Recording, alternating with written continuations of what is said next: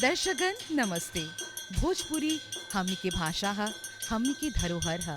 और ई भाषा ई धरोहर हमनी के जन पूर्वज बाते जब भारत से आ रहलन जा त ई भाषा अपन संगे आ रहलन जा। और उ आज जब हमनी भोजपुरी भाषा के बात करी लाजा त गीत गवायो संगे रहेला। और आज गीत गवाए जन बा ना सिर्फ मॉरिशस में बल्कि दुनिया भर में यूनेस्को में प्रचलित बातें ओकर बोलबाला बातें।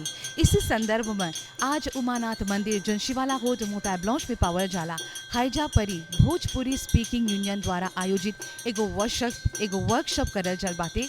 और इ जोन वर्कशॉप बाटे एकर संगे संगे एगो गीत गवाए स्कूल मोता ब्लॉन्च के जोन ब्रांच बाटे ओकरा ऑफिशियल लॉन्चिंग करल जल बाटे। त आवा हमनी के संगे जुड़ जाला और हमनी अपन भाषा के और मान सम्मान दिला जा।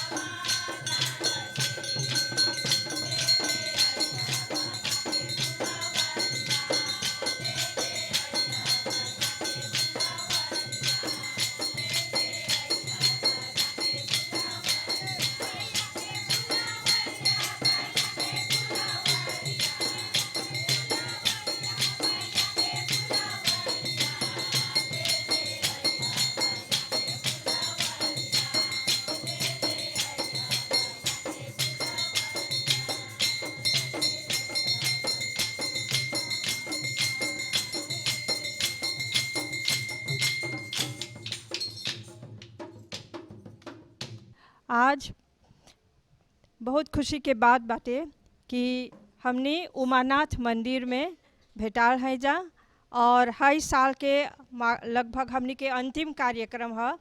और हमने के बहुत अच्छा लगता कि हैजा परी मोताई ब्लांश के हमने के सब बहन लोग जोन खुशी रहतन जा एगो भोजपुरी गीत गवाए के एगो पाठशाला खोले के आज हमने ओकर औपचारिक रूप से ही पाठशाला के खोलत हैं जा।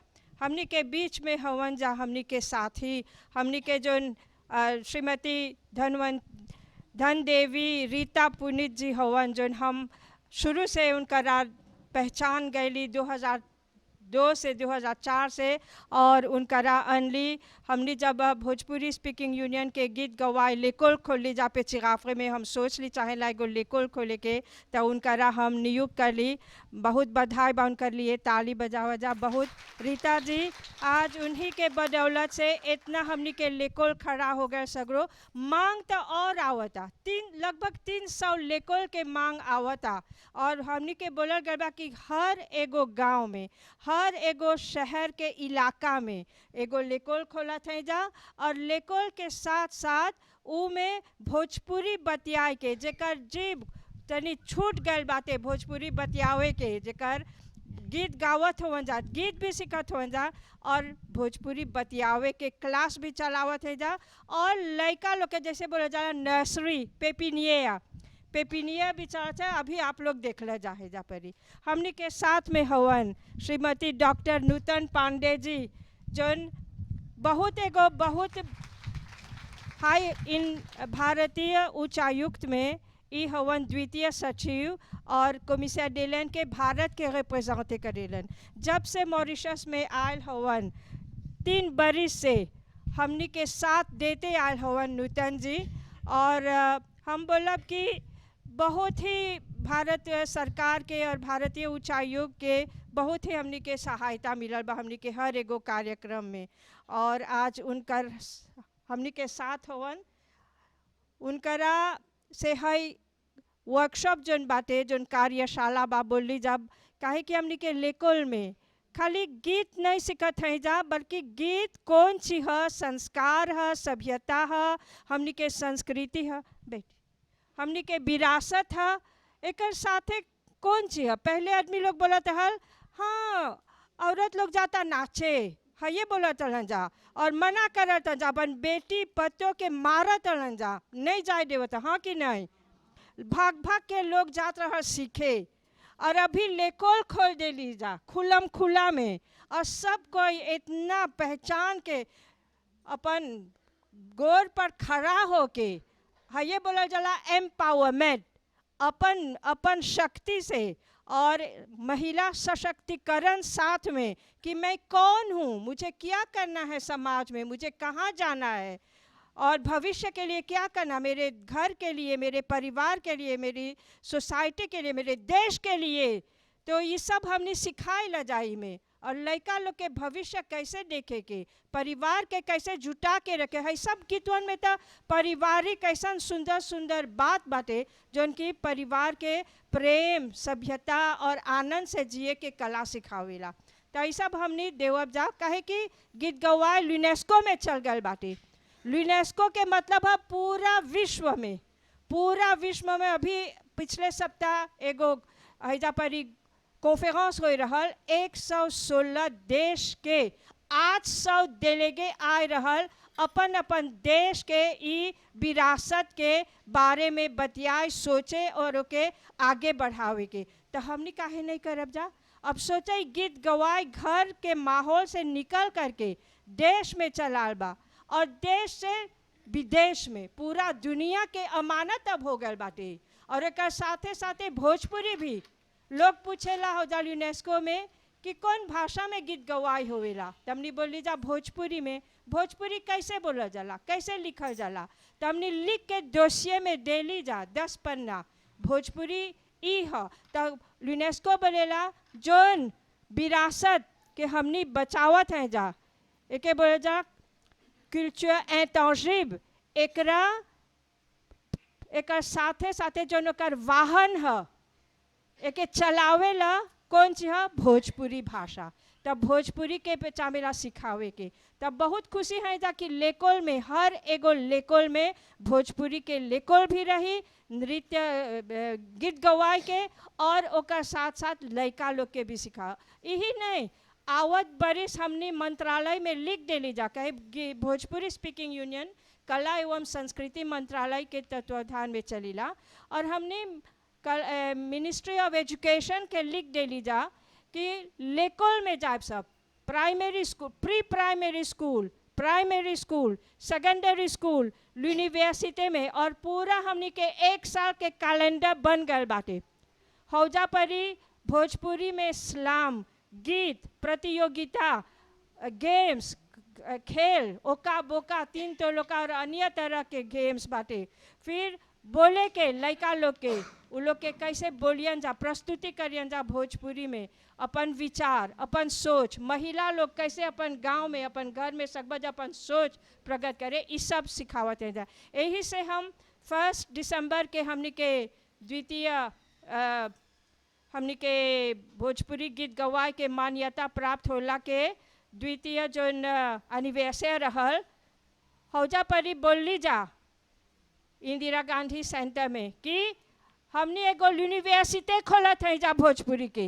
यूनिवर्सिटी के मतलब है नहीं सोचा कि हम अपन देश खातिर, हमार देश हमार खातिर कौन सी करी, भोजपुरी हमार खातिर कौन सी करी, भोजपुरी हमके नौकरी दे, हमके काम दे, है दे, नहीं, हम भोजपुरी खातिर कौन सी सकब करी, ई हमनी बोलत है जा। है हल यूनिवर्सिटी, तू लोगे हवा जा यूनिवर्सिटी वा के हल यूनिवर्सिटी वा, है हमनी के जो माता बहन लोग हवा जा लेकोल हवा जा, तू लोगे है यूनिवर्सिटी हो जा, है विश्वविद्यालय हवा जा।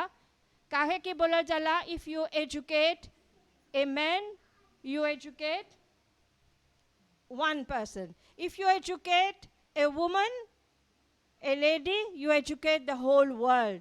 और generations महिला के एगो ओकरा सिखा देला लड़का लोग के, तो पूरा पीढ़ी दर पीढ़ी के सिखावत हो जा। और यही है विश्वविद्यालय, तू लोग के गोद एगो विश्वविद्यालय है। ये विश्वविद्यालय हम बोलत हैं कि आवाजाई में इमे गुरुकुल बा, बैठका बा, और सगरो सगरो जाब सा आवत बरी से, जैसे हम बोली प्रीमियर, प्रीमियर, सेकेंडरी, चारों तरफ यूनिवर्सिटी में जाब सा, और घर घर आंगन आंगन हर एगो जगह पर जाब सा। है हमने के गीत गवाए के साथ ही साथ भोजपुरी भाषा संस्कृति के आगे बढ़ाओ जा। और एक से आगे बोले कि हमने के डॉक्टर नूतन पांडे जी हमने के बहुत साथ दिलन जा, जैसे कि बोली हाई कमीशन ऑफ इंडिया हमने के बहुत सपोर्ट करलन। हर एगो कार्यक्रम में नूतन जी हैजा के हो गए हवन, 3 बरिस से रहलन। अब उनकर कार्य का जो बातें समाप्त हो गए बा मॉरिशस में, जइहन अब भारत में, फिर भी जाय से आगे हमने के बीच में कार्यक्रम में अलन है, कार्यशाला के उद्घाटन करियन। और हमने खुशी रहती जा कि उनकर अपन दिल में है लेके जानियन हमने के प्रेम, हमने के मोहब्बत, हमने के प्रेम, हमने के विरासत कैसे बचा के रख ली जा, हमने के नहीं भूलन जा, हमने उनकरा कबो नहीं भुलाब जा। और इतना हमने के सपोर्ट दिलन। 2 गो बार हमने के गवर्नर ऑफ गोवा श्रीमती मृदुला सिन्हा जी हमने के लेकोल में आयल, हाँ कि नहीं, हमने संगे नृत्य कैलन, भोजपुरी गैलन, और नूतन जी भी हमने संगे रहलन। फिर योगी जी अलन, हमने के गीत गवाए देखलन, और Shri Kalraj Mishra ji minister of industries Bharat के आए रहलन। अनेक इस तरह के बहुत से लोग अलन जो हमने के कार्यक्रम में। और लेखिका संघ, भारत के पूरा लेखिका संघ के लोग के आए रहलन जा हमने के बीच में प्रोग्राम करलन जा। आप लोग अपन प्रोग्राम भी प्रस्तुति करलन जा। तो इसे हम यही बोले चाहते हैं कि नूतन जी के बहुत बहुत धन्यवाद बाटे। और हमने सब माता बहन लोग भी साल अंत मनावत हैं जा साथ में। अगले साल हमने के हर एगो लेकोल में हमने जाब जा, हर एगो स्कूल में रीता हम एगो टीम बना के जाब जा, और जा परी एगो एम्पावरमेंट करब जा, हमने लीडरशिप ट्रेनिंग करब जा। एकर मतलब है हर एगो महिला उ जानी कि हमर में कौन ताकत बाटे, कौन गुण बाटे, कौन शक्ति बाटे, और हम अपन पैर पर खड़ा होके हमर साहित्य, हमर संस्कृति, हमर सभ्यता, हमर विरासत के कौन सेवा सकब करे, भोजपुरी खातिर कौन सेवा करब सकब करे, ऐसे हमने वॉलंटियर लोग के तैयार करब जा। और अंत में हम यही आप लोग के सब कोई के बहुत बहुत धन्यवाद देवत हैं जा।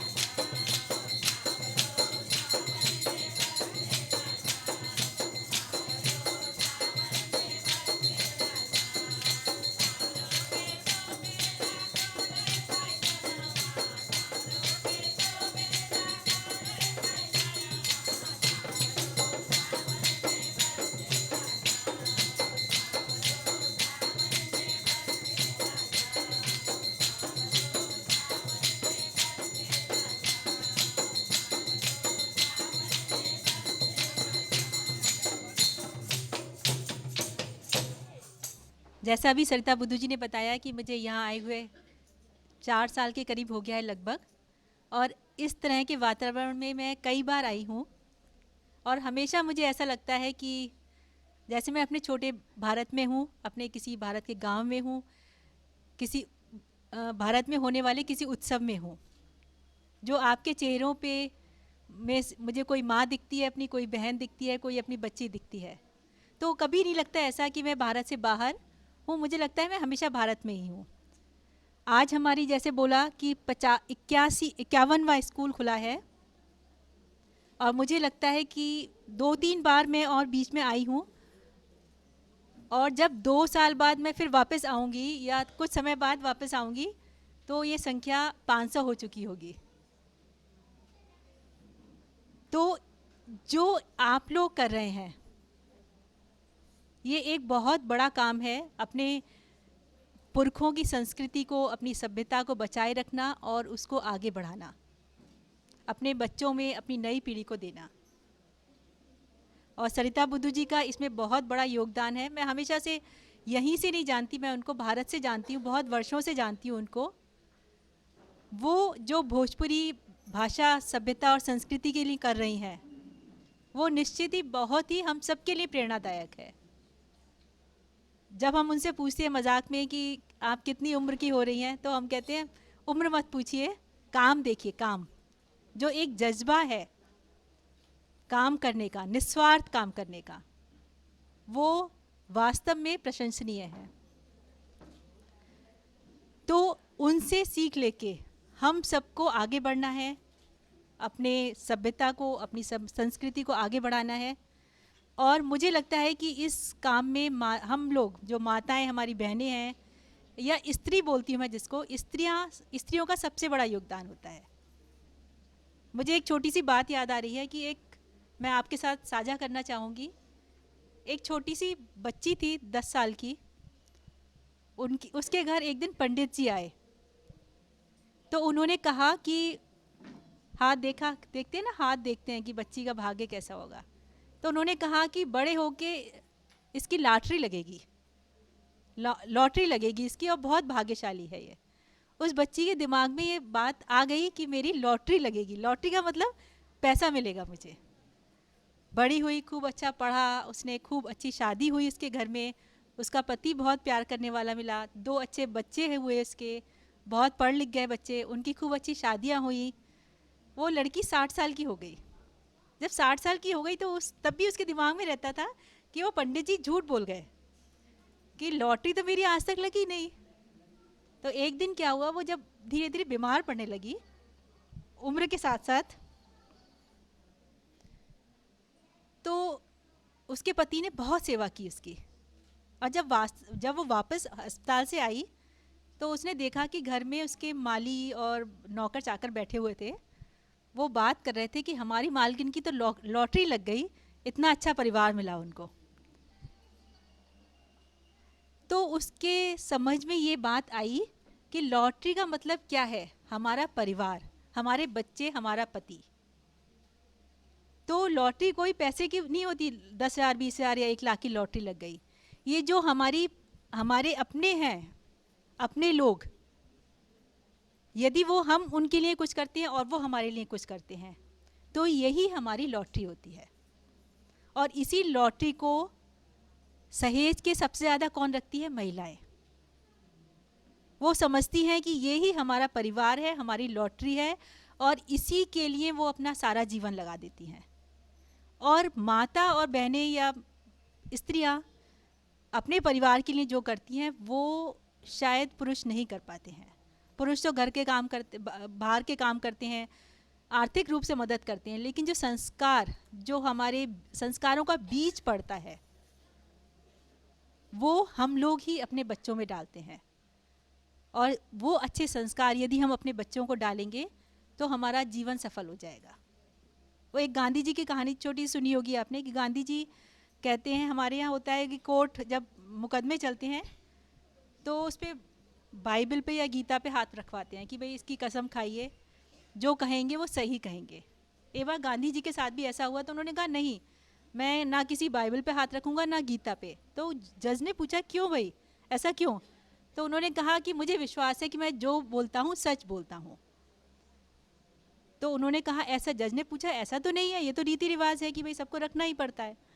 तो उन्होंने कहा, नहीं, मेरी माता ने मुझे सिखाया है कि आप झूठ बोलोगे तो मैं तुम्हें अपना कभी, मैं चाहूँ एक, यदि झूठ बोलोगे या कुछ काम ऐसे करोगे जिससे हमारे समाज के लिए नुकसानदायक होगा, तो समझ लो मैं तुम्हारी माँ नहीं हूँ।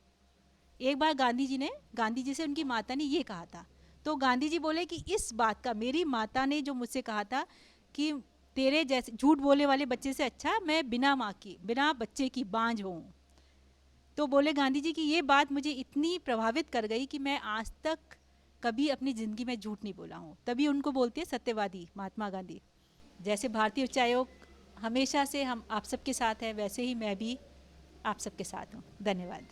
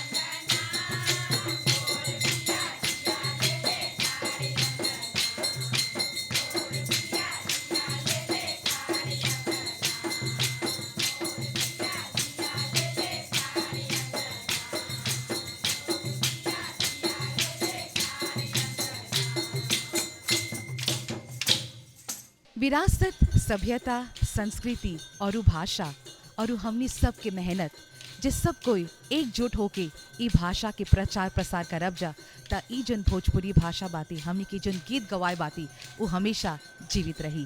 नमस्ते।